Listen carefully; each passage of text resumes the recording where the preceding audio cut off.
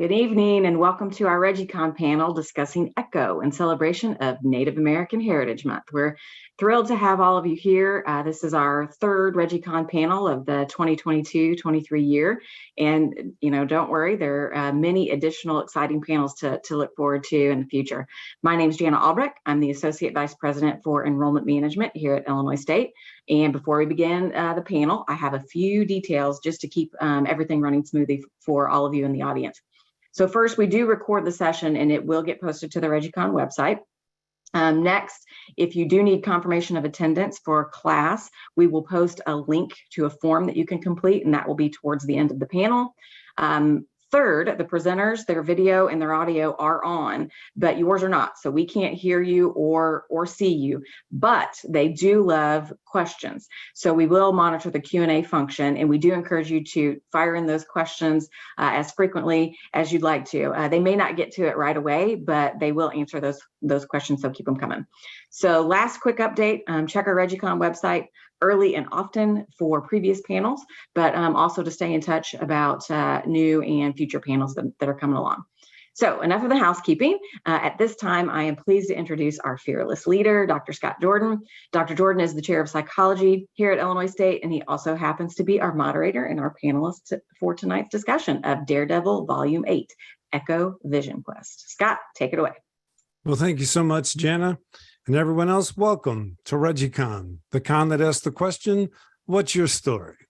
I'm Dr. Scott Jordan, aka Zombie Scotty, cognitive psychologist, philosopher at Illinois State University. And tonight we come together to celebrate Native American Heritage Month with a discussion of Marvel superhero Maya Lopez, aka Echo. Joining me in tonight's panel is that motley crew of comic and pop culture aficionados, purveyors of all things geekdom, the ReggieCon crew. First, the hardest working man in comics, Mr. Victor Dandridge Jr. Victor, please tell the audience a little something about who you are. Hello, everybody. I am Victor Dandridge. I'm a self-publishing comic creator from Columbus, Ohio. Excuse me. Self-publishing through my imprint Vantage House Productions, home of such wonderful wares as WonderCare presents The Kinderguardians, The Samaritan, and The Trouble with Love. I'm also the purveyor behind Geeking, a fun clothing line that celebrates my geekdom on all facets, and I'm super excited to be here tonight. No, fantastic. I'm thrilled you're here as well. Also on the Reggie crew, the one, the only, the incomparable queen of geekdom, Dr. Vanessa Hintz. Vanessa, please come on in and say a little something about who you are.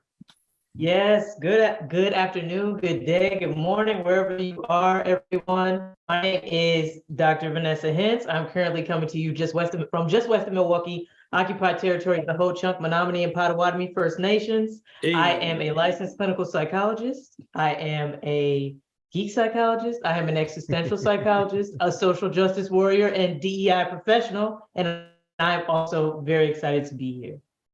Fantastic. Also on the ReggieCon crew, my colleague and partner in all things nerdy, Dr. Eric Wesselmann. Eric, please tell the audience a little something about who you are. Well, thank you, Scott. I'm a professor and sociologist. Most of my work focuses on social inclusion and exclusion in daily life. A lot of my teaching recently is focused on using stories from popular culture to teach psychology, especially movies and comics. So, fantastic. Totally apropos. And now, ladies and gentlemen, it is my extreme pleasure to introduce tonight's special guests. The indigenous nerd himself. He joined us for ReggieCon last year to discuss his amazing graphic novel, Ghost River, The Fall and Rise of the Conestoga, the always energetic Dr. Lee Francis IV. Lee, please come in the room and tell us a little something about who you are. Hey, Gwatsi, everybody. Coming at you, Dr. Indigenerd right here. Excited to be able to be back to talking about this. I'm the founder of the Indigenous Comic-Con, now called Indigipop X, which we're going to be bringing back next year. I run Red Planet Books and Comics, started that up, only native comic shop in the world, and we publish our own comics. So through Native Realities Press and Red Planet, we put out comic books, graphic novels, games, toys, and collectibles, all indigenous centric, telling those stories that we don't get to hear a lot of the time. Fantastic. We're so glad that you were willing to join us again this year. And now, ladies and gentlemen, it is my distinct pleasure to introduce American comic book artist and writer, known for his creator-owned series Kabuki and for co-creating with Joe Quesada, the Marvel Comics superhero Maya Lopez, Echo, recipient of International Eagle Awards, Eisner Awards, Harvey Awards, Kirby Awards, the man who gave us the beautiful cover art for Jessica Jones' Alias, who joined us last year for our ReggieCon celebration of Women's History Month, the one, the only, Mr. David Mack. David, please come into that room and tell the audience a little something about who you are that I haven't said.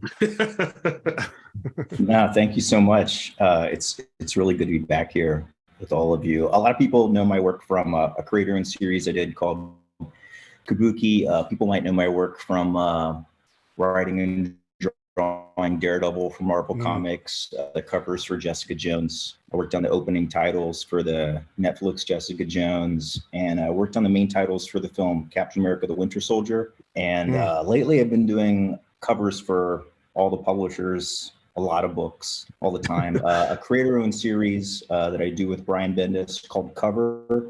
Fantastic. Kind of inspired by my overseas work for the U.S. State Department. And excited about, there's a Echo TV series coming out next year. So this is really exciting for you to do this. So can you give us a little inside scoop? Do you know if they're going to be incorporating Vision Quest into the script for Echo at all? I don't know that much about it. I when I was in New York, Vincent D'Onofrio stopped by my table in New York and told me he just got back from the shooting of it. So I talked to him a little bit about it, so, I think it's public that Wilson Fisk, and the Kingpin, and of course. I think it's public also that Daredevil is in it as well. And those actors reprise their roles in it. That's fantastic. So look, our discussion is going to focus primarily on Daredevil Volume 8, Echo Vision Quest.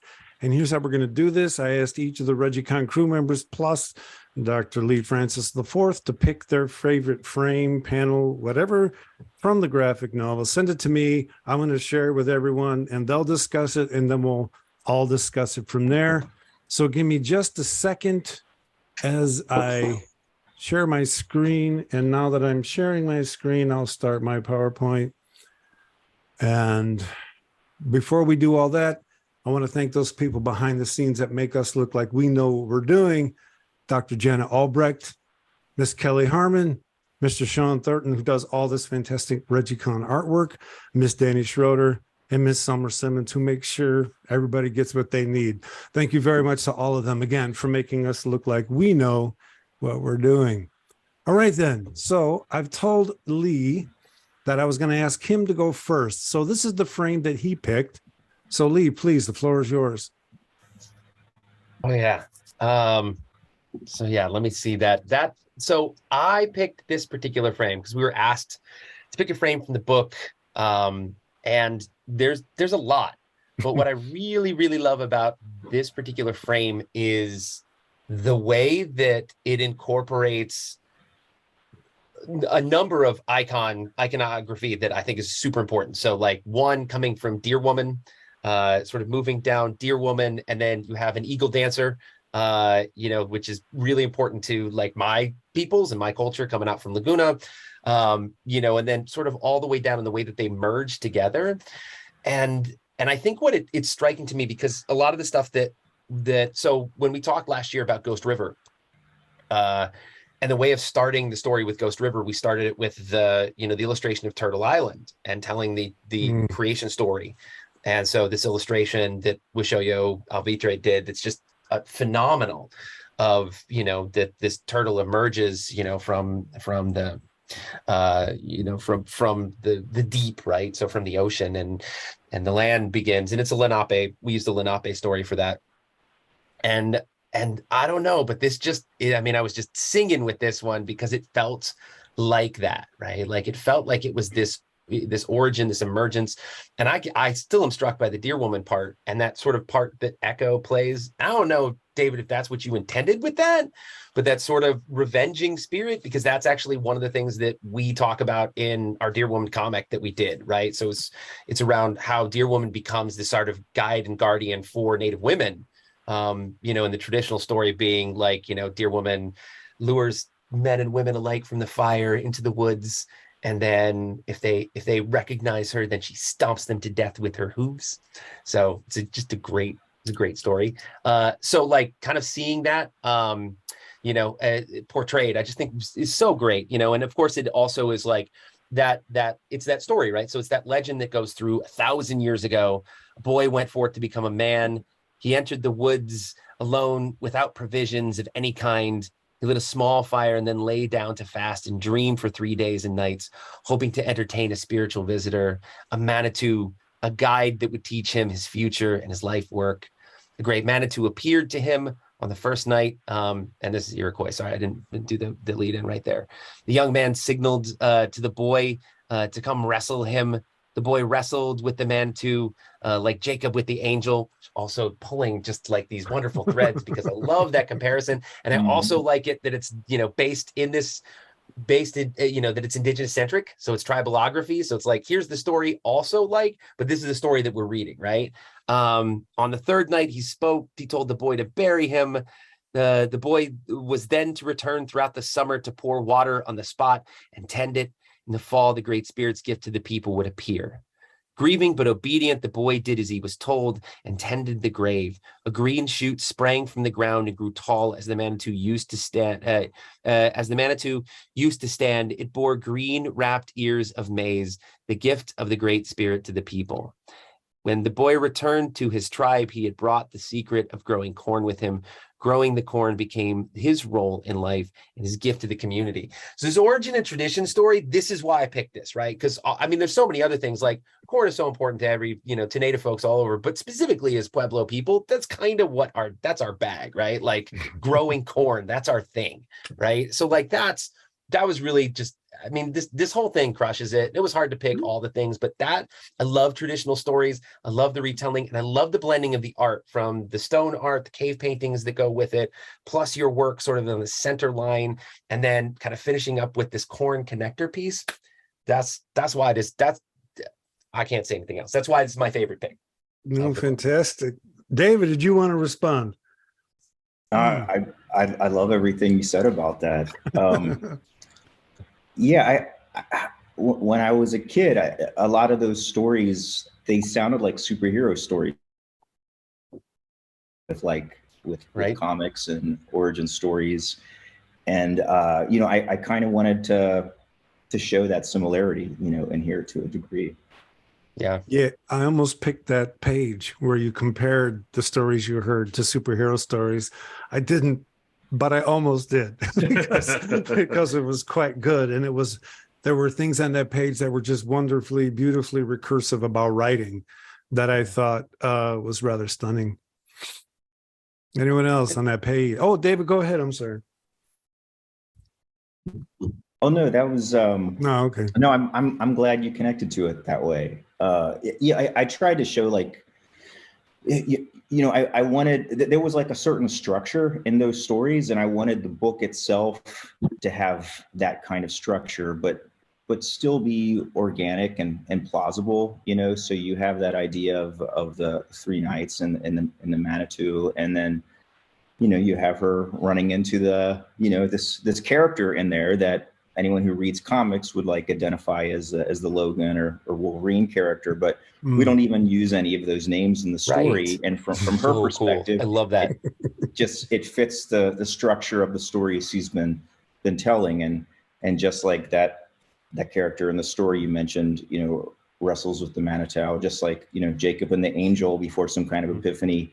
There's somewhat of a skirmish with her and this character who she asked, who appears, in the frame of the lightning at night, and also considering that, she's purely visual and she's, seeing this character through the lighting of the weather, and, he kind of fits the animal spirit structure for her. Scott, can you bring the image back up? Yeah, sure. Because I've obviously been a huge fan of David's work for, I won't even get into that math, but the thing that I've always adored about what you do, David, is that there's a visual poetry to how you Yes. put together imagery.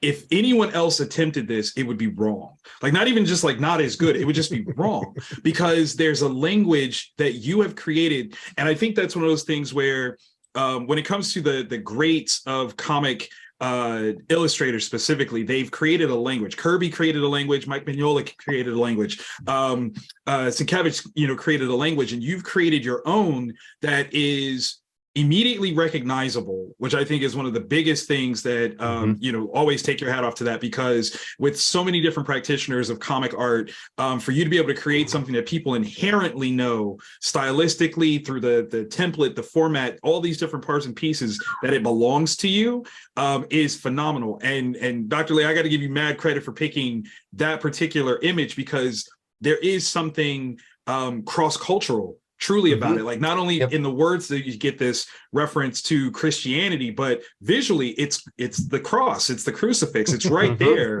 And it's this thing of, something needing to die and being buried and then returning and giving everlasting life. That's what the corn is.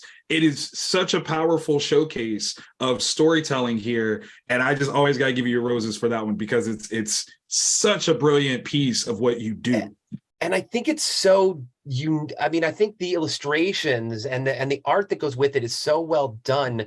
It removes itself, because this, I truly mean this, in a lesser artist's hands, could really fall into some pan-Indianism, right? Yes. It's really just like, we're just throwing out, here's some native art, here's a cool image, and it doesn't come off like that, right? Because I mean, honestly, looking at it when I first saw it, when it first came out, the work that I've done since, and then getting to reread it again for tonight, I was like, you know what? It doesn't feel that way. And I've read a lot of this stuff where it does. And I think it's that it's, like identifying, it's like, here's an Iroquois story, but also these connector pieces. And I can identify, each one of those sort of like, so there's the basket down in the corner, you've got the sort of the cross, the four directions up there. You've got Deer Woman, which is definitely more northern, but also comes out of Cherokee country as well. You got the Eagle Dancer, which kind of stretches across some folks, but not everybody has an eagle dancing character, sort of the eagle. And I think all those things come together. And I think it's that style, right? It's that style that weaves it together. So it doesn't come across in that way where I'm looking at it being like, oh, great, it's a lot of native stuff on there. It's so synthesized and so powerful and so emotive that it just is, it's choice. Yeah. And if I may just sort of underscore the importance of that cross-cultural piece, I think this conversation is reminding me of a quote, and I'm going to misquote it earlier in the story, when Maya was told that, like, you bring meaning to the stories, like the stories are what you make of them. And I think there is such beauty in what we're describing here, because I think what perpetuates systems of either or, systems of inequity, is that there is one truth, and that's the truth. And I think that is what we're describing in terms of blending in these different stories, bringing to light, calling up these similarities, is so powerful in terms of allowing more than one thing to be true at the same time. And I think in this space where we're really, in my space where I'm trying to promote equity and inclusion, that is like at the core of it. There can be more than one truth. And I think that this imagery, this entire story promotes that idea. So thank you very much. Thank you. Okay, on that note, then we're going to move to our next image, and that would be Eric's. So as I mentioned in the intro, I've become fascinated with the psychology, both using stories to teach, but also just the way that narrative structure works and how they affect us. Scholars who study the power of stories examine both, social and individual psychological functions that they have. Some of the functions at the group or cultural level, stories provide us a way to bond. They provide us shared entertainment, but also a way to communicate group values to people of all ages. At the individual level, stories give people a way to make sense of their experience by connecting with the characters and their struggles. And the importance of stories as a through line in this comic, as we've already sort of discussed, panel that I chose, I'm going to read it here. Maya says, instead of only searching for meaning in historical mythology or the mythology of modern heroes, I realized that we are writing our own mythology every day of our lives. So that struck me because psychological research on memory and identity focused on how, in many ways, the way we structure our identity-related memories are in their form. Some psychologists talk about the experience of nostalgia, for example, as a way of creating a story that connects our past with our present. Of course, as we change with every new experience, we also rewrite our stories to accommodate those changes throughout our lives. So that was sort of what resonated with me in this particular panel. All right, then we'll give David first dibs on a response. I'm by the way, I'm really enjoying this. Like I really love that people are connecting to this and expressing it this way. And when you're putting together a story like this, and especially if you're doing the art for it as well, you're kind of agonizing over every little detail that you're putting into it. And so it's very rewarding to hear that people are, really paying attention to it and thinking about it and getting so much out of it. At the time when this book came out, I was originally asked to write an Echo limited series. And then for some reason, Marvel, they decided to put it in the Daredevil actual series. So it was a weird way for it to be presented, because I didn't write it as a Daredevil story. I wrote it as an Echo story because that's what I was asked to do. So a lot of the people that were just expecting to get their monthly Daredevil fix, I could see from their point of view, there was 5 months where, where's Daredevil in my Daredevil comic, right? So it was received in a because of the way it was presented, I feel like it was received in kind of a mixed way. There were people who were pleasantly surprised by it, but if you're looking for Daredevil and for 5 months he's not in your comic, I can see how, it was an odd thing for those people. So I love that it's getting appreciated on its own merit, for what it is right now. And I feel like it's kind of stood the test of time. This book came out in 2003, so this is almost 20 years ago. So it's nice that it's still relevant for people, and you're still able to look at it and unpack this kind of information and detail from it. I'm really grateful for that.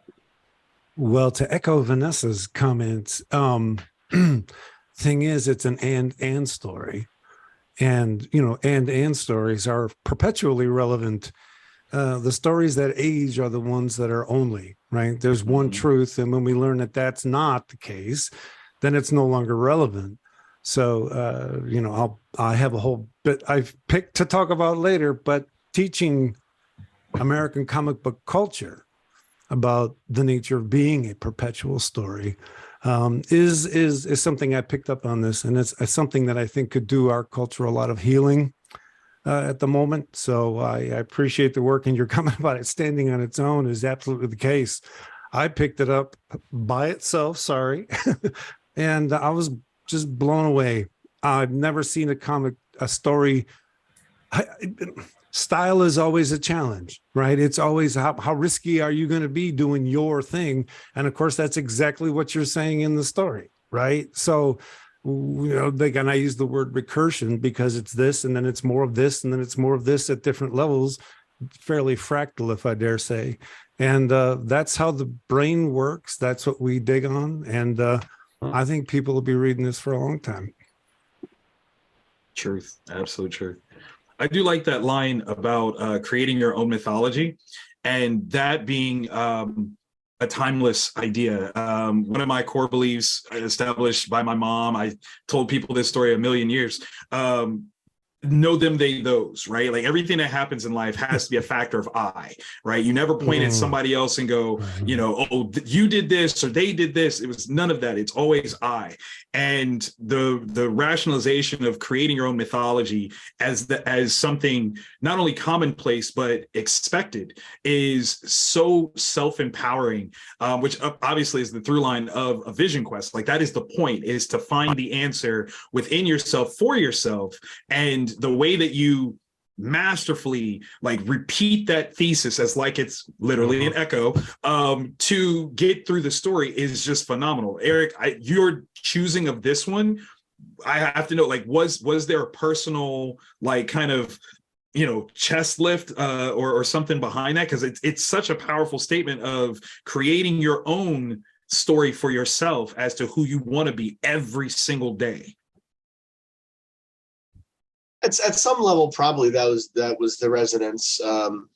It's really hard for me to separate my personal experiences from my research interests, and so they always connect together. And so I think that telling of us our own stories,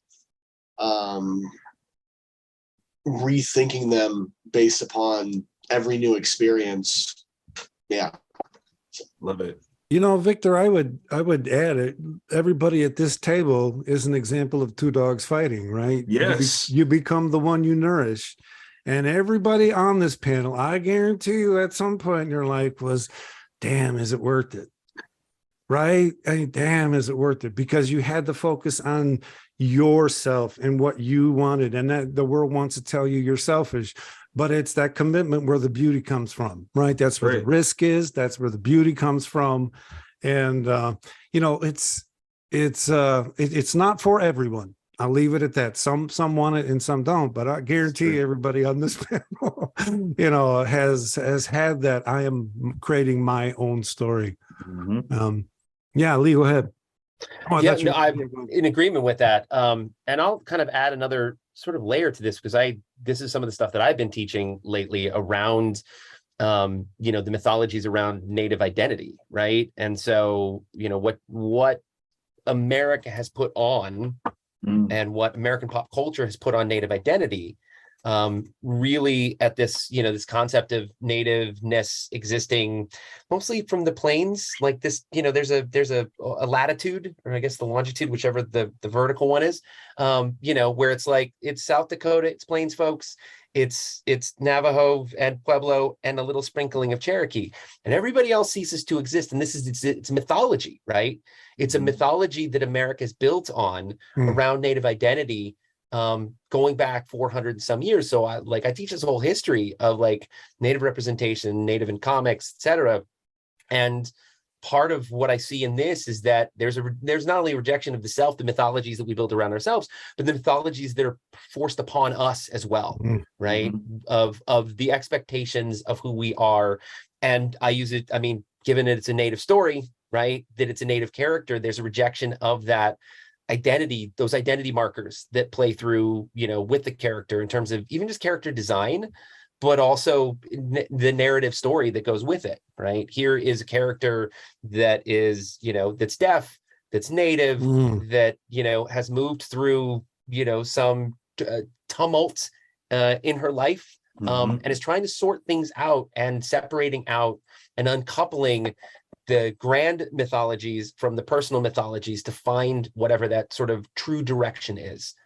However we can do that, right? And I think that's the part about a vision quest as that self-searching moment of like separating, like getting away from all of that stuff to just be able to focus in space. And I think that's why I really think this is such a keen line that you pulled out as well.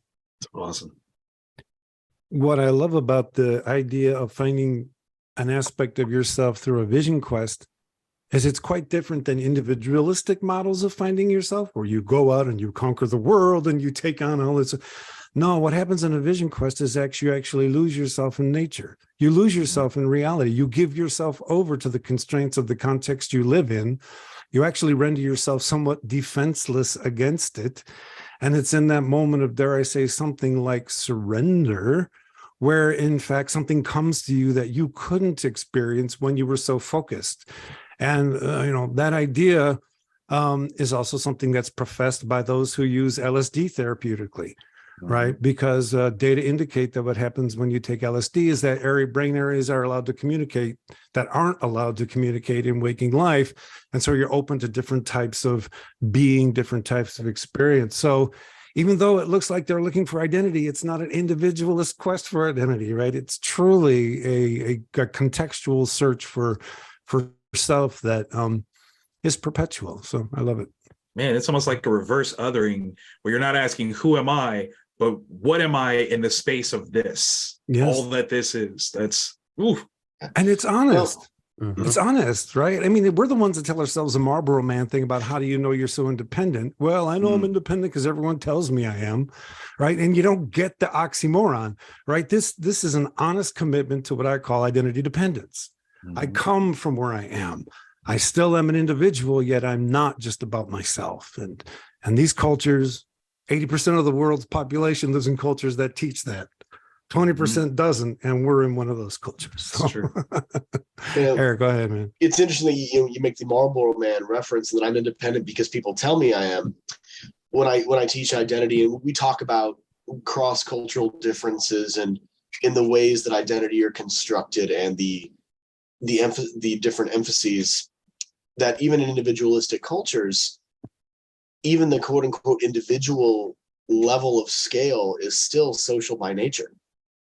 Because either it's someone telling you that information about who you are, or it's like if I say I'm good at something or I'm bad at something, it involves some social comparison even within that. So social at every scale. Fantastic. I love that. Okay, I think the next image, if I'm not mistaken, is Vanessa's. Vanessa. Okay, so disclaimer. I want to talk about my lived experience of just reading this story because I was reading on my iPad and I kept zooming in because I was like, oh my gosh, there are little words here. Like I didn't want to miss it. Talk about like using I feel like I was on an acid trip in a good way. Like it was great. It was amazing. And so, okay, I'm gonna put my clinical hat on because the reason I chose this is because to me, it is reminiscent of a projective test that we use psychologically called house tree person, where which again, it's like super old. It probably has like no relevance today, but you ask, well, typically children to draw a house, to draw a tree, and to draw a person. And based on the way that they draw those, we can sort of like make some assumptions about their functioning and their way of being. So this reminded me of that because you have people down there and you have a house. We have a bush, not really a tree, but that's cool. And so I loved this because of that, because I was putting on my therapist hat like, ooh, this is a projective test, right? I also love that there are, you have the sort of smaller text that's like telling the story, and then you have these sort of like Scrabble pieces that text is larger. So that's where my eyes are drawn. And so what I interpreted that as is like these words sort of carry more weight. You know what I'm saying? Like these things that you see. And again, I was thinking about this from a therapist lens, from a trauma-informed lens, thinking about all the things that Maya went through and the things, again, that are bigger here that you see. You're crazy, you're insane, I can't take this. Like I imagine from my sort of clinical understandings how those things carry weight, not only for a child at that time, but then also through the course of development. And then the same as we see here on the second panel, that the fact that there is a picture here labeled mother that is super blank, like I was thinking like projective. So that's why I chose this panel. One thing that you learn too when you're looking at houses is the way people draw windows. Like, are there bars on the windows? Are there curtains? And so I was like looking at all of that. I don't know, David, if that was your intention, but that is my psychologist brain was thinking about that. I think I also was drawn to the fact that the mother is scribbled out a little bit. Again, we can think projectively about the lines that people use. And so that is why I chose this frame.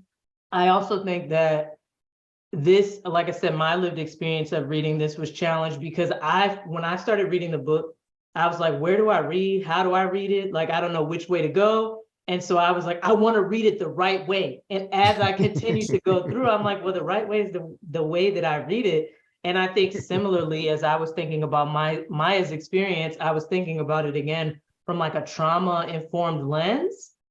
But would she categorize the things that she's experienced as trauma? Or would she just categorize them as it is what it is? And I feel like this frame is not her speaking about a trauma, it's her telling a story that doesn't necessarily have to have that what's the word? Connotation, if you will. And so I appreciate these frames and my getting to therapize the drawing of this house. No clinical Love it. fee for that diagnosis, right? Hey, Yeah, hey. don't tell anyone. That's like peeking behind the curtain. That's peeking behind the There you go. therapist curtain. So, David, you have first dibs on response. I love that you connected to it that way. One of the things about, like, when you're in comics, especially, you want to put, you don't want to spell everything out 100%. You want, the magic of comics is kind of like what the reader's filling in between the panels, and almost like, like if a comedian laughs at his own jokes, then there's nothing for the audience to do. You want to suggest a certain amount so that the reader is an active participant and completes it in their own mind, because that's when things stay with you, is when you've had that conversation in your head of putting it together.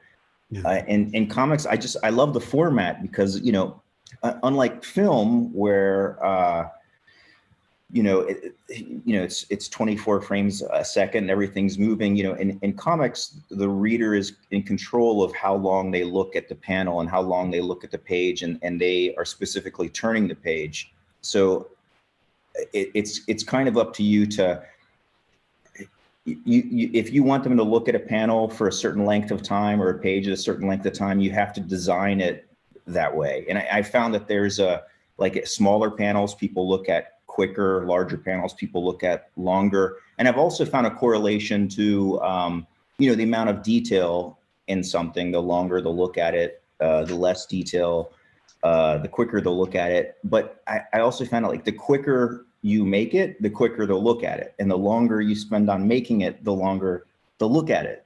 So there's that correlation as well. So I like the design behind suggesting to the reader what the pace and the order of the reading will be, but you also got to leave a certain amount, for the reader to, like, engage with that.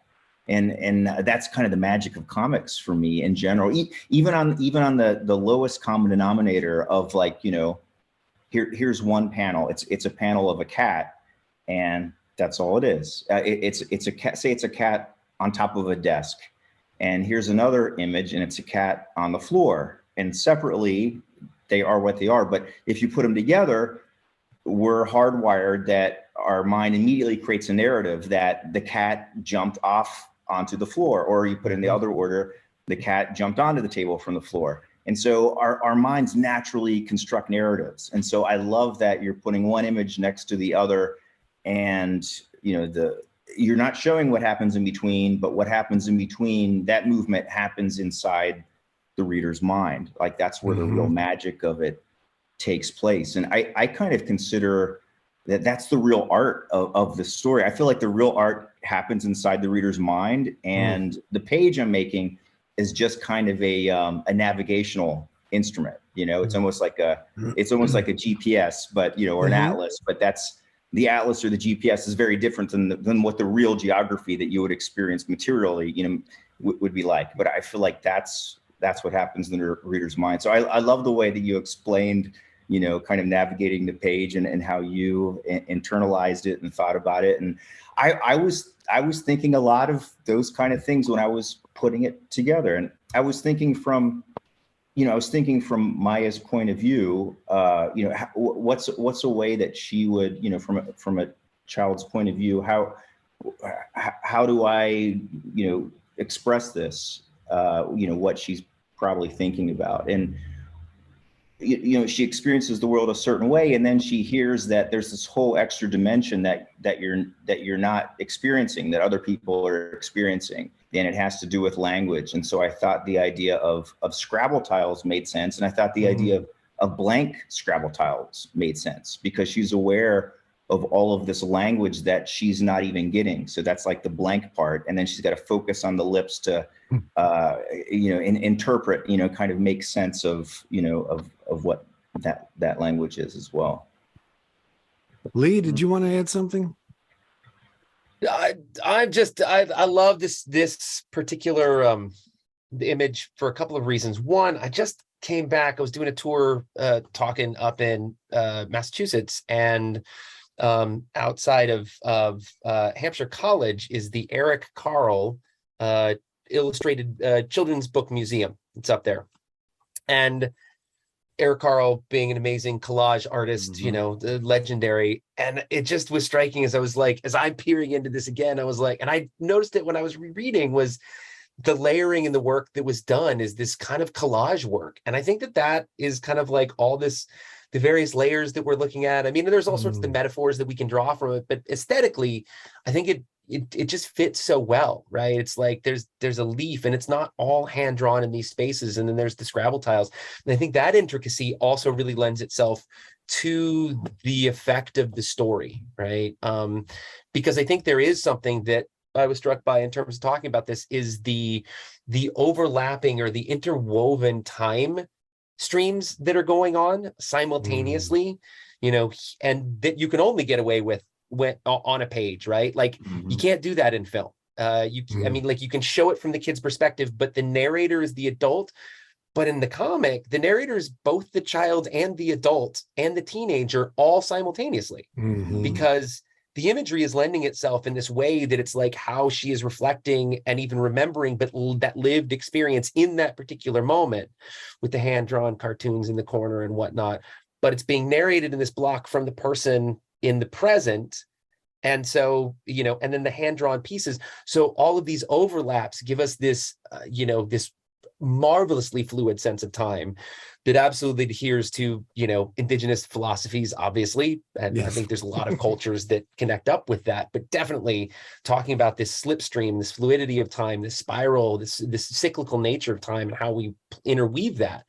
And I think that it really summarizes it in that image, but also through the book throughout, it showcases, you know, how time, this fluidity of time, this flexibility of time, and this overlap, you know, kind of in the same way as the collaging that goes on. So that just kind of struck me just as I was perceiving that, right, as we're kind of looking at that. And then also I think even that last little kicker is, how are we perceiving trauma in these multiple spaces, especially when we start to unpack that in something, say, like a vision quest, right?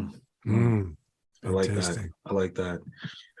If I can jump in, yeah, go ahead. Looking at your work, David, especially at this time period, if you're a longtime, you know, comic book fan, you get like, you know, Dave McKean vibes in the best way possible.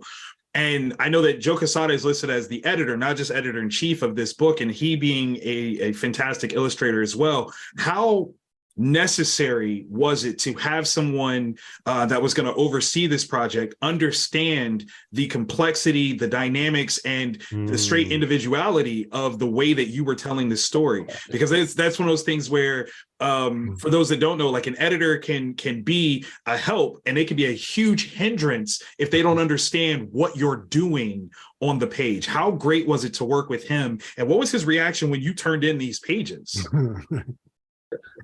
No, that's a really good point.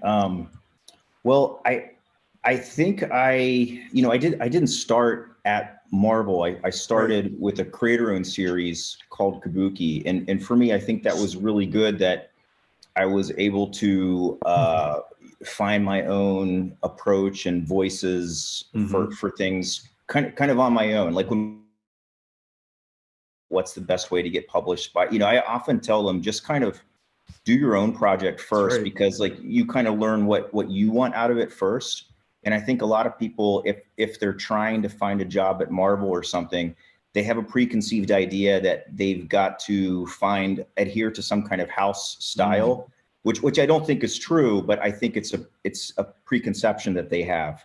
And they start narrowing themselves, and they start thinking, what does this editor want, or what does this publisher want, versus what do they want out of it?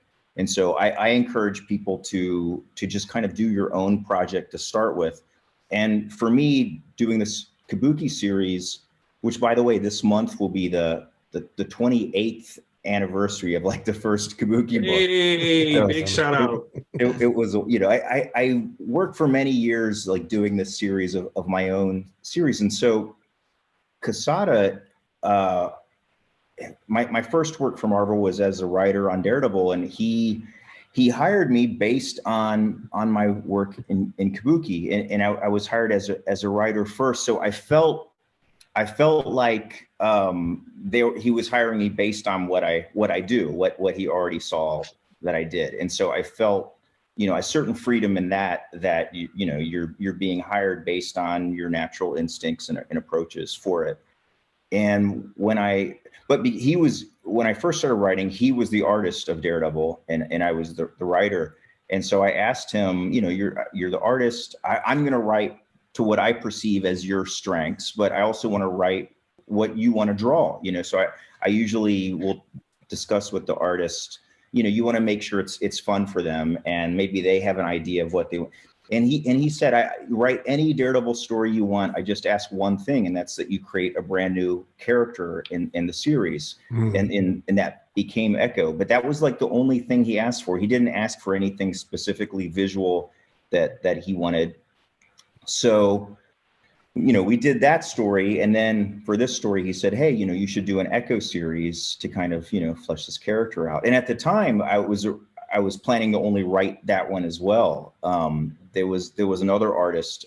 I maybe in 2001, I was in France at the Festival of Angoulême and some signing in Paris, and I met an Italian artist named Gabriel Del Otto, who like Marvel, like the U.S. hadn't seen his work before, and I really liked his stuff. And I said, "Oh, I'm going to get you a job at Marvel for sure." And in fact, and we talked about he was going to be the artist on this Echo series. Wow. From what we discussed. And so, and I was just going to be writing it. And so I brought his work back and I immediately got him a job at Marvel, but he ended up doing, I think his first job was a Secret Wars with Bendis writing. And suddenly he had this big project and he ended up not doing this. So I kind of had to just sort of do the art myself for it. But because Quesada was familiar with my art from Kabuki, I think he had a sense of, that I was going to do what I was going to do. And there were a few notes he had about things occasionally in the script, and not many, but a few. And it was all probably for the, it was all positive stuff, usually. Love it. I just want to make sure everybody remembers that David Mack just said, yeah, I guess I had to do the artwork myself. Womp, womp, what? womp. I thought the art came first and the words came after. It's such a visually compelling story.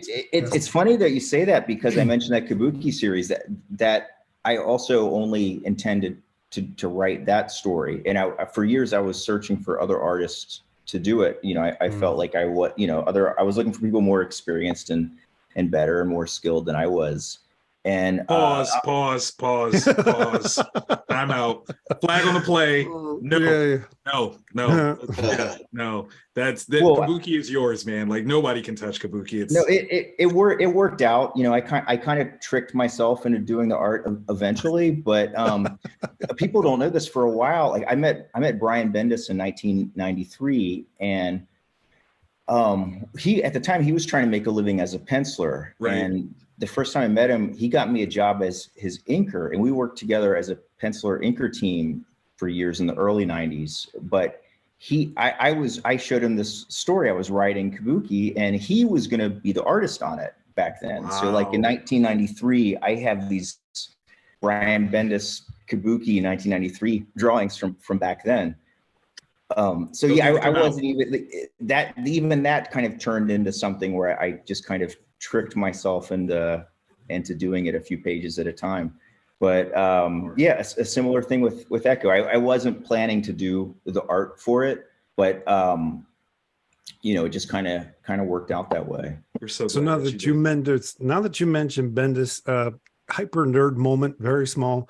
Were you guys working on Goldfish and Kabuki at the same time? Because they both have that stark black and white style. Yeah, we were. But when I met him, he was working on a black and white book called Fire. Okay. When I was working on Kabuki, but yeah, then when I was writing and drawing Kabuki, he was writing and drawing Goldfish at the same time. All right, because there's a very similar vibe to both. That's very cool. this was back in the day. Like, this was before either of us had email or that we knew the internet existed. Already of us, right? Yeah. So we had fax machines, and this was like 1993, 94. We would draw pages and fax them to each other and be like, "Hey, what do you think about this new thing I'm working on?" And we would discuss storytelling. Was this at Caliber with Gary? Yeah, both of these were published at Caliber Comics with the publisher Gary Reed. Yeah, big shout out to Gary Reed, man. Yeah. So on that note, we're going to go to Victor's frame. Oh. And is this full screen, Victor? Yes, Okay. it is. Thank Yes, you. it is. Mm-hmm. So the reason why I chose this one is it was the one that, in a funny sort of way, you read this series and you forget that it's a Marvel comic. Yes. It's something Mhm. that has its own life, its own, presence. And then this moment happens in the midst of this vision quest. She sees this figure, this supposed threat, and all of a sudden this collision of familiarity hits, and you recognize who this is without there ever being a title sequence or anything like that. And you have this appearance of a character who is overtly popular, part of the comic mainstream. And it's such a cool way to reestablish, hey, yes, I know I'm on this fun, artistic trip, but this is still regular comics that you can enjoy, and we're about to play with something really fun in a way of what this showcases.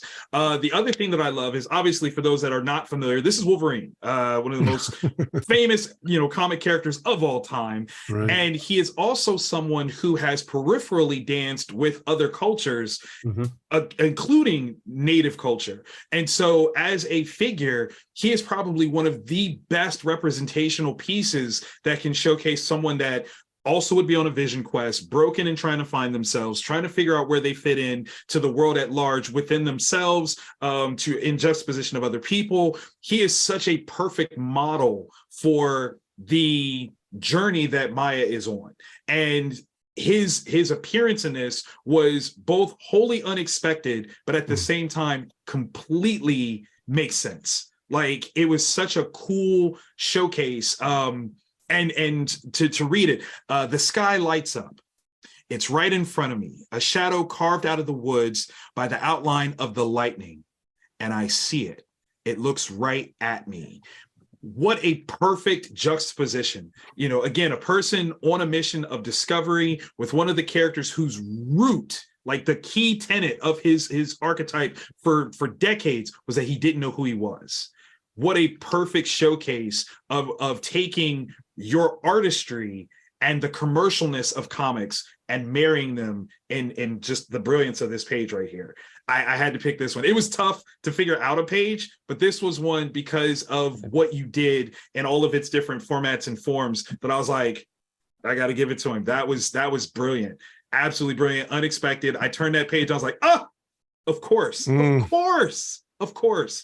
I think any other character, if you had picked Shaman from Alpha Flight, that would have been too on the nose. It would have been way too on the nose. And that would have been like Lee, like you were talking about, where it's like, oh, look, here comes the native, visuals. Here you go. You did something way more thoughtful. And that plays right there on the page. There's that quick line where I think Maya asks him, "Are you an animal?" And he says, "Sure." Yeah. You almost get the "aren't we all, bub?" Like, you're just like, yeah. And the artwork that followed, where he has his claws projected, and then there's a frame where they're not. Talk about filling in the gaps. Anybody who's a Wolverine fan knows exactly what happened, knows exactly what it meant, and you're in that psychological space. Okay, he's cool now. Just really good choices. Yeah. Love it. And Anybody obviously else the way in the that it frame? goes with the respect for what she's doing, he's aware of what that is. Like, he's like, again, a person that surveys different cultures again and trying to find himself. He's aware of what she's doing and instinctively supportive of it. Cool. So Vanessa is go ahead, Lee. No, it's just, this is just a little, this very side tangent. I just wonder what he was doing before that. Like, what the story was. Really, just is kind of more fun. I was like, because he's shirtless, just kind of walking through the woods and stumbles on Maya. Like, what where was he right before that? Like, I'm sure shenanigans, but I think there's also on his own story quest somewhere his there own too, quest. right? Just None of like, your business, bub. yeah. He went for a beer and ended up in the woods. Who knows? Yeah. There you go. So very There you Logan. go. The Hulk may or may not have been involved. Right? May or may Threw not. him up there. So, Vanessa, what kind of scores would you give Wolverine as a counselor therapist with the tale of the fighting dogs, right? And the idea that we become the one we nourish, right? He was fabulous.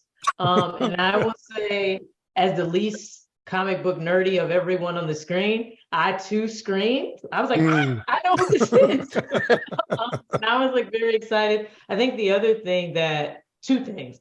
One, as I was reading this, I was pondering, like, is Wolverine actually there? Or is this just, does she just have a familiarity with him and that's who she's seeing? Like, I honestly don't feel like he was really there. I feel like he was there, but not physically there. And I think the other thing that I was thinking of is when I think of X-Men, and I know Eric, you and I have talked about this before, and what the X-Men represent in terms of like not assimilating and really just like, power to the people. I think I also can appreciate him being the person that she sees in the context of this larger story, because I think for me and for a lot of people, what the X-Men represent, I think it was the perfect choice of a character to be in this story. I also would say he did an amazing job as a therapist. He wasn't too pushy. He wasn't absolute. I think he did. Right. And he didn't fight her back, which is a no-no. Like, don't, you shouldn't fight your clients. So right. Don't fight your clients. No, I love it. This whole, I think about whether or not he was there. I experienced it much in the way of that, in the Black Panther series, people taking the herb, in the most recent movie, character A asked character B, who did you see? And character, I'm not telling you who I saw, but that person they saw was what they needed. And I just find it doesn't, in an indigenous ontology, it's not about whether or not they were there, right? It's about the phenomenology of the moment, and that's what you needed wherever it came from. You opened yourself to the cosmos, and that's what came. And I just think it's fantastic. Super good. All right, then. Let me quickly ask Jana, do we have any questions? We do not yet, but I Okay. just put a note on there that they can feel free to ask you as did. they want. Yeah, feel free to ask questions. We have time here. And what David, I'm gonna do- I just want to ask a question about that. Please. Like, was that, as you were laying out the story and you were going through that, Sorry, was guys. that your first, like, Wolverine showing up? Like, was that a choice? Was that a convo? Or was that like, did that like hit you? Like, how did that play out in terms of, Wolverine's appearance in the story? Just the idea of him being involved in the story at all. Yeah, I mean, just like, like, were you Rolodexing is like, someone shows up. Who could it be? It can't be this one. Like, or was it just like, nah, it's got to be him? Like, how did that play out for you when you were sort of like thinking through that narrative arc and when he shows up? So I think initially, like when I was asked to do an Echo series, I think Quesada might even have said, have another Marvel character in the story because she's a brand new character, and have a new one. So I don't remember if I immediately said like, oh, let's make it Wolverine, or if he may have even suggested that it was. But either way, when they had the idea that there was gonna be like at one point it was even sort of like an Echo. Someone mentioned, oh, it's gonna be an Echo Wolverine story. I think they had a different idea in mind of what that would mean, right? Like it was going to be some kind of action or hijinks or something. Yeah. Or Well, costumes, I mean, that leads to a kind of question I want to ask. I'll ask the question now. We'll have a conversation, and if we have time to get to my slide, I will. But when I read this work, I had the sense that whoever wrote it, illustrated it, had a series of epiphanies as they were doing it. In other words, when I saw the Wolverine image, I can imagine myself when I'm writing something and that Wolverine moment coming to me is like, damn straight, that's exactly what I'm going to do, right? I may have had to take a walk around the block to get to the point where it's like, boom, that comes. But that little walk is my vision quest, right? That clears everything. It opens me up and then boom, this happens. And I don't know why it happened. But I jump up and down and say, yes, I still got it. I can still do it. So I have to imagine there were a few moments like that for you writing this. You can tell me no, and I'm absolutely wrong. You're absolutely wrong, Scott. No, it did feel like there were epiphanies that happened when I was working on this story, and I did go for like a walk every day when I was working on the pages of this, and I did end up having to once I was doing the artwork for it, I had written it ahead of time. And there was a point where I had written it. I still thought it was going to be, the art was going to be by someone else when I had written it. And at a certain point, it looked like, oh, I'm going to be doing the art as well. And by the way, you're already late on it. You know, was kind of how that started. That's so I ended up having to do the normal, like often, like I would draw, I would like pencil out each of the pages first, and then after I figured that out, then paint them. But there was the majority of the story, I basically had to do a page a day, just one at a time, and without them being drawn out ahead of time the way I'd normally do, because it was one of these things where, okay, I'm like, yeah, so I've written that script. When are we going to move on that script? Is the artist going to draw it? This kind of thing. And then it was like, oh, well, there was a contract situation involved where they were like, oh yeah, don't do any more work on it, or don't turn it in until this contract is signed. And then it was like, hey, is the schedule ready for this person to do it? When's it's going to happen? And then there were like months after I'd written it that nothing happened. And then all of a sudden it was, okay, it's going to be in Daredevil instead, not an Echo series. And that means, you've got to turn this in immediately, and, everything's already late, and you're already starting in the hole, and you're going to be doing the art. So it started with this ridiculous amount of pressure at that point. And, I just leaned into it and just committed to it, and just basically was like, oh, you've got to get at least one page done every day. And I just kind of, you just kind of roll with it. And it was, I remember feeling though, I remember enjoying it being a different way of working and being pleasantly surprised by that process occasionally. In addition to the pressure that you feel all the time, there were also wonderful epiphanies that would happen. And and I was forced to have a certain kind of looseness in the process of it that, I just tried to, dance with and enjoy. It looks effortless, David. It does not look forced at all. I'm sorry, Victor. No, I got it. Like, okay, so now my creator geek hat is on. So now I've got all the questions.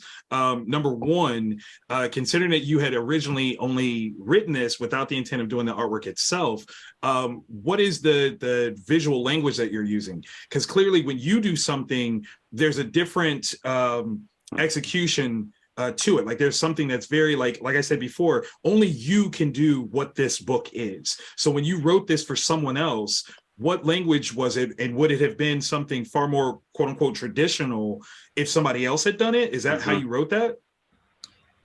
Yeah, it probably would have been a little more traditional, but I've also noticed this, that like for instance, when Joe Quesada was drawing Daredevil, and based on my script, and I was writing it based on his thinking of the way he's going to tell the story. He was also familiar with my work on Kabuki, my visual work on Kabuki, and he started leaning in that direction as well. I've noticed that when I write for another artist, they start to think, oh, because I'm drawing your script, I have to do the storytelling style more in the direction that they've seen me do it, without me telling them to.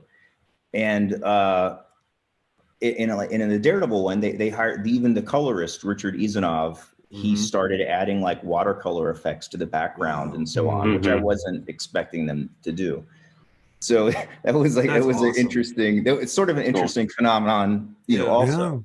You're beautifully influential, man. Like that's the way that is. In these parts, we call that good jazz. Yes. Right. Yes. I mean, good improv, letting styles influence each other. I do like that aspect. I love the collaborative aspect of comics. And I mentioned this artist, Gabriel de Otto, who is very famous now, but at the time, nobody in the States knew who he was. Right. You know, this is over 20 years ago when we met, and we like really hit it off in Paris and Angoulême. And we were talking about this project, and he immediately started doing drawings and paintings of Echo for me back then. And he sent these paintings of Echo that were really well done, and that's what I showed to the Marvel people to get it greenlit and to get him, in theory, greenlit as the artist of it. And he immediately started getting that's where he got all his Marvel work from. So, a couple of years ago, I think 2020, right before the pandemic in February, I was in Italy, and I met up with Gabriel de Otto at his studio in Rome. Wow. And, you know, this was, you know, almost 20 years ago since we had first met. And he basically presented me with one of the original Echo paintings that he had done 20 years ago that he had, you know, I think maybe sent me in a package back then. I can't remember if he emailed it. But basically, like, he's had this incredible 2-decade career. Wow. And as a gift, he gave me this incredible Echo painting that he had done 20 years ago. And that's awesome. It was a very moving, really cool experience. My second question to that, I'm sorry, Scott. No, go ahead. Was with the amount of time from when you had written it to the time of you approaching it as the artist, had you divorced enough from it to where when you were reading it, you got surprised by what you had put on the page as a writer? And in terms of the interpretation as the artist, did you get surprised by yourself in that one? Yeah, that's true. That happens. And I had to look at it with a fresh point of view of how I would do this, how I could handle this, and what would make it kind of worth it for me and make it interesting. But another thing, though, is just the tone. Even when you're collaborating very closely with someone, if you're writing it and another artist is doing it, you do realize that there's a lot of ways it could go wrong, or just that the tone could not be the right tone. And it could, you don't want something to come off in a cliche way. You know, if someone else was drawing this, there are a lot of ways it could go bad, you know. So I had to think about that for myself too. And, you know, what are the, you know, I've got to have it, I want it to just have the right ambiance and the right feel. Love it. Yeah, that's why good jazz bands are hard to find. Right, because all kinds of things can go wrong during an improv. For my colleagues here, if I've displayed your choice and I screwed something up on PowerPoint, I apologize. I'll make sure it gets fixed in the bit that we post. What I want to do now is, I believe you're all seeing this little 2-page spread here. What I loved about this book, I read this book years ago, and it put me in a place that I try to explain to other people. 80% of the world lives in what we'll call collectivist holist culture, and 20% of the world lives in what would be called more individualistic analytic culture. And I thought that this book was a very effective way of teaching non-holist or non-collectivist cultures what collectivism is. So I'm not going to read the whole thing, but I'll start with that first line up at the top. My father's face is rough with lines and scars. All of him is this way. I just love that second sentence. All of him is this way. Now, as a writer, what we do is anybody can imagine a face with lines, and then you can experience wisdom. You can experience how that face is an embodiment of the life. And, you know, Eric talked earlier about identity and stories. One of the things I'm trying to do in my own philosophical work is to conceptualize human beings scientifically as what I'll call embodiments of context, as opposed to physical or mental entities. And the reason I think it's important is because that's exactly what that line says. My dad's face is his life. As a matter of fact, everything about my dad is this way. So everything about who he is an embodiment of the context that he's lived in. And then near the bottom of the page, he says, the Indian stories will teach me about the nature of man, God, life, love, and the principles of the universe. The point here is that if we are embodiments of our world, if we are embodiments of context, then we are connected to everything, from all of our single cells to the cosmos. And I know I may be speaking in a way that sounds a bit grandiose, but this is the lived experience of people who are raised in these types of cultures. Everything's about everything, nothing's about itself, and you are of and about everything. So, you know, when when we talked about the image earlier and you saw the cross in there, you know, when a close examination of Christianity reveals a sort of holism in there, you know, the Trinity, the Father, Son, and Holy Ghost. Yet at the same time, there's always this strong dichotomy between, you know, body and mind, body and soul, that you just don't find in these more cosmic holist cultures. So I thought the juxtaposition of text, the juxtaposition of images, and then of course we know where the story goes after these 2 pages, prefacing the story about the Trail of Tears with this sort of holist introduction. That's not an analytic introduction, it's a visual poetic introduction.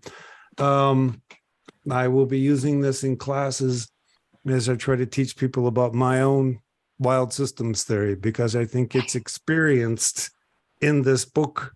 So thank you, and I'll shut up. Solid. I want to jump in with the Trail of Tears piece. I think is maybe even unintended, a perfect defense for anyone that ever wanted to come at you, especially in this modern age of cultural critique, for you not being necessarily an identifiable native indigenous person, right? Or identifying as indigenous person, and saying the reason why some of these cultural stories might overlap and be from this tribe or this tribe, without the specificity of saying like, oh, well, this is actually who this comes from. You already built it into the story that on this trail, their stories combined and they shared stories and they became one in this journey. So you can't really look at it and go, oh, well, he doesn't know. Now, he told you why we're in this place where it all became this melting pot of cultures, and who was responsible for putting those cultures together in that forceful way where they had no choice but to overlap, and in some cases lose the specificity of where that story came from. You pointed to it already, and in a very, dare I say, Passion of the Christ way, because again, as a person who does not identify as an indigenous individual, you said this, like you put it out there like, yes, this is what happened. This is where that story, you know, blending has come from. And now we can keep moving forward without the necessity of being like, well, is this actually a Cherokee story? No. This is now a cultural story because of what happened to them. And now you don't have to try to pinpoint all these different things, but it still allows, if you know where it came from, now you've empowered yourself with, actually, I know exactly where that came from. You've kind of created this beautiful sort of opportunity for discovery without it being this, you know, oh, I just didn't know. You explained it. You already explained, like, this is how we got to this point of this story. And I think that was very, very powerful. And I like that it comes in that it's, you know, I, even as you're saying that, it's the idea of like, what is a Cherokee story? It's the story told by a Cherokee person. It's a story, right? Like, right. What are they? I mean, if we're going to identify all these particular pieces, again, it's like, and everybody's going to have their own interpretations either way. Man, I have folks that, you know, with the deer woman imagery from before, there are folks that are absolutely, you know, that's not a thing for them. They're not going to talk about it. I have some that use it as, you know, it's empowering, you know, that's as the stories that we've told. You know, it's all of the, again, it comes into this kind of swirlingness of indigenous identity here in the Americas. There's a lot of the interconnections, forced interconnections, through something like the Trail of Tears. But even before that, our folks were always trading stories and connecting with one another, right? It's how we end up with parrots on Pueblo pottery, right? They know parrots in New Mexico, straight up. Like, that we were trading with folks down south. We found the archaeological evidence that we've been doing that. We already knew because we drew them on our pots, right? So there's no way that they can exist in this isolated space. You can't say that this particular story can only be a Cherokee story, right? And even some of the crossovers, which I really like on that page too, is someone's like, well, they call me Crazy Horse, right? And they call me the chief. It's like, that's not my people. My peoples are from here, and I'm from all these other, like, there's all these connections. That's modern Native identity too, right? Like, I got so many kids that are so, that I taught for years that were like mixed around all of these particular things, and where's their home place and where do they come from and how do they identify on a regular basis. But I also know those stories of like, I love it, I love in the creation that dad's the chief, right? I love that too, because I'm also just like, that's how many times I have so many stories of like Army, elders that they were just Native. Hey, what's up, chief? Right? That's what that's just what they were called, and, or whatever. And it was like Crazy Horse. And it was like, it's not my people, but y'all call me that, whatever. And I think that's key and striking on that as well. And I think that's, for me, speaks a lot in terms of the whole narrative of the book. And go ahead, Vanessa. Then we have a question. So go ahead. You talk about using this in class. We get to talk about these colonizers. And I think that, you talked about the 80-20, 80% of the world is collectivistic, 20%. Colonizers tend to be, they are that 20%, right? They're the street logical. If this is a Cherokee story, it's like trying to categorize, which again is based on supremacist ideals that we'll talk about another time. But I think this sort of need to, that's not what that is even a colonial way of thinking. And so I think you talk about, again, using this to teach somebody something.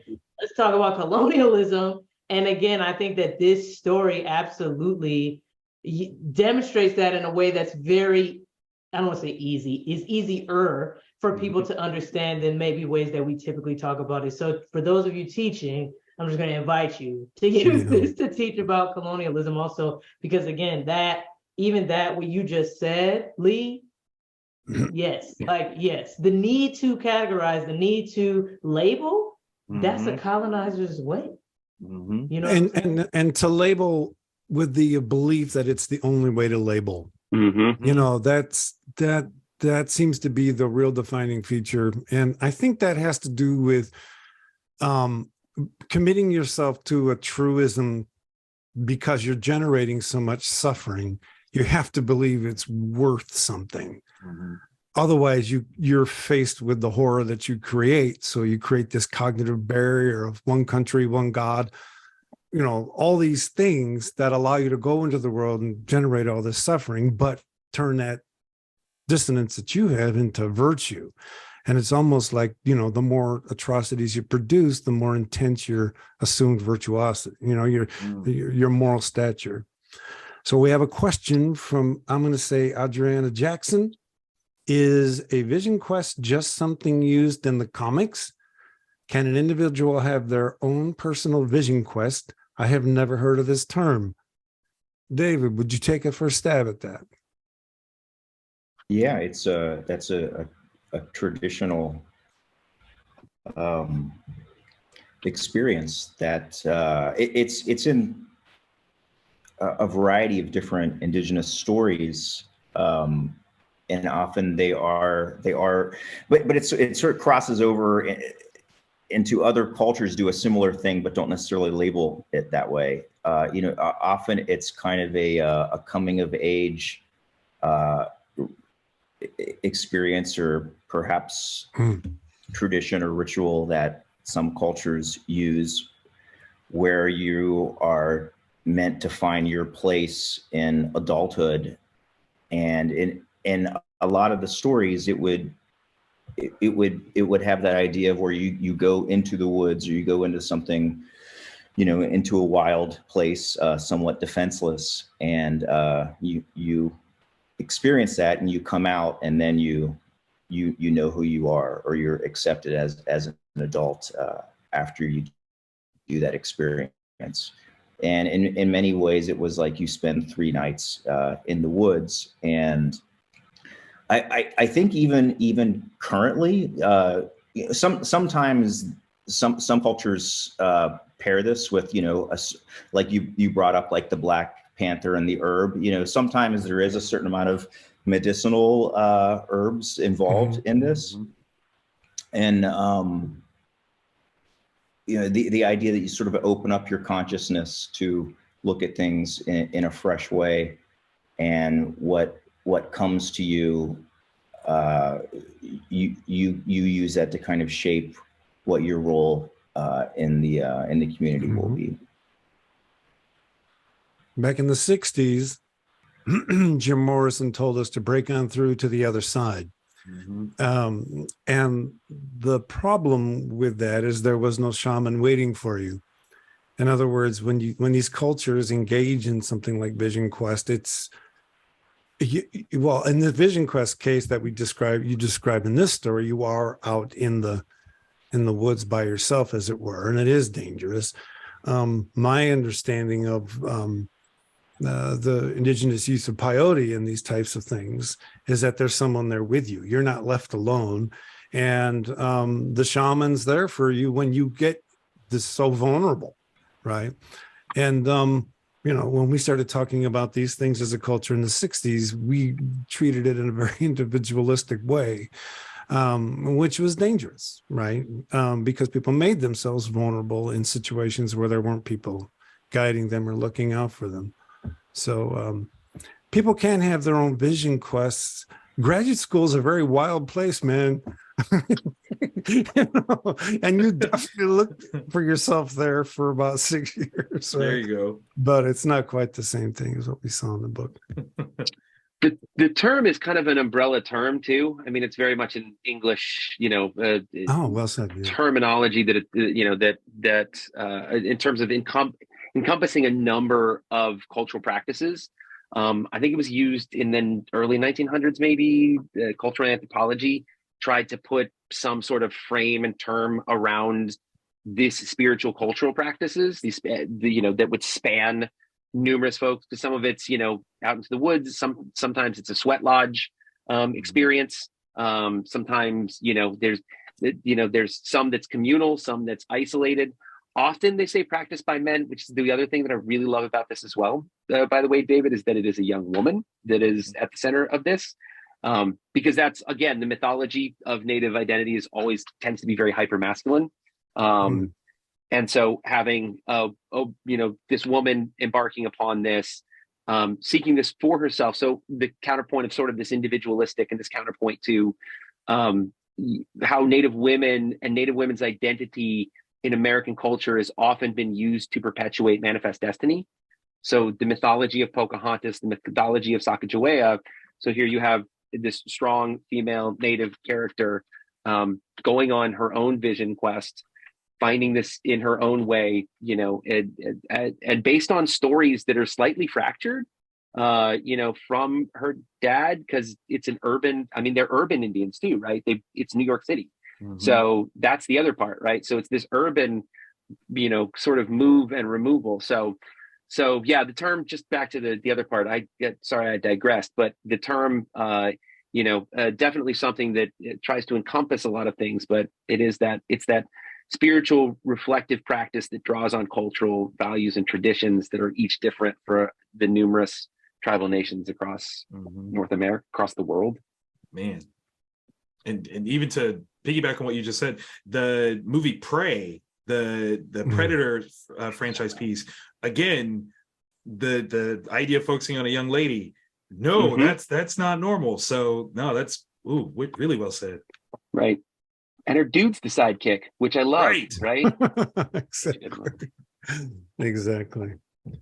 Well, I think we're sort of getting close to the end here. So what I want to do is give David and Lee an opportunity to sort of last word it. And we'll start with Lee. David, this is just, first of all, just an honor just to be able to chat with you about this, in this book. I'd love to continue on these conversations. We have a great thing called the Indigenous Comic-Con. It's coming up. Indigipop X is coming up in March in Oklahoma City. So, we maybe be in contact because we'd love you to come out and be our guest at Indigipop X as well. But all in all, I think what you've done in this book and, how so many years ago when a lot of the stuff that we are saying is now just taking place, right? This is, I've had conversations with, Native folks that come from way back, how influential your work was, how influential the character that you created has been, especially for young Native women in this space and in mainstream comics, because it's really one of the very few characters like Echo and Danny Moonstar, right? And even more so, especially a character that is deaf, so there's like these intersections, I think is just so, we don't see a lot of that in Native communities. And so even highlighting some of those, in the mainstream, right? Again, this idea of this hyper masculinity, this, this solid whatever, and that they're, these types of things that are there. And I think the biggest thing that you give to me in this story that I love at the beginning, and I wanted to talk about this before, is that for once they kind of get past all this stuff, her dad always looks at this as a gift. She's a non-super powered superhero, which is one of the things that I absolutely adore about her as well, right? And that this concept from the Indigenous perspective, from a Native perspective, is that this is a gift, is a gifting from creation. It's not a deficit. And the way she turns it into not being a deficit is so amazing. So across the board, the story is fantastic. Your art is amazing. And this is just so cool. This is such an honor to be chatting here tonight. So thanks. And David, last word to you. No, thank you very much for saying that. That was a really good point about how you said about, Echo or even Daredevil, people, you could look at them in terms of, people would say it's a disability or a deficit, but, it's a different way that they experience the world, and so that was really a fascinating challenge for me. It's interesting writing characters that are not you. That's the fun thing about writing, is it's an exercise in empathy, right? You get to see from someone else's point of view, and sometimes you have to write characters that are smarter than you are, right? And like, how do you do that? So I like Daredevil, for instance. It's a character that's blind, and you have to live in that character's skin and try to experience and write from the point of view of how are they feeling about the situation, how are they just perceiving everything. And I really, it was a wonderful experience to try to look through the point of view of of Echo and young Maya Lopez. And you can imagine if someone's telling you that, like, what's that lightning up there, and it's like, and there's also a sound that happens with it, and you're like, oh wow. So and you find out, the rain, there's a sound that comes with the rain too. So then you think like, oh well, I see the sun, does that have a sound that I'm missing also? Or I see the clouds, what sound does that make? Or you learn that the animals are making this dimension called sound or noise that you don't experience. So then you're thinking, oh well, do animals speak too? And you have a lot of questions once people start telling you that some things that you see have an accompanying information of the audible world, and some things that you see don't, and you don't know which ones do or don't necessarily. So you have a lot of questions as a child, and I really enjoyed approaching the story from that aspect, and like how her father communicated with her. And I love that there's actors portraying both of those characters now. I love that. So cool. There's a whole bunch of actors that have like a whole career and jobs now because of these characters, and I love seeing them live in the skin of those characters, and the creative choices that they're making as well, and that they're embodying, and the idea that the TV shows and the actors they're also going to influence and inspire a lot of young people in the future as well. Fantastic. Unfortunately, it's a little bit after 8:30, so we have to bring this amazing conversation to a close.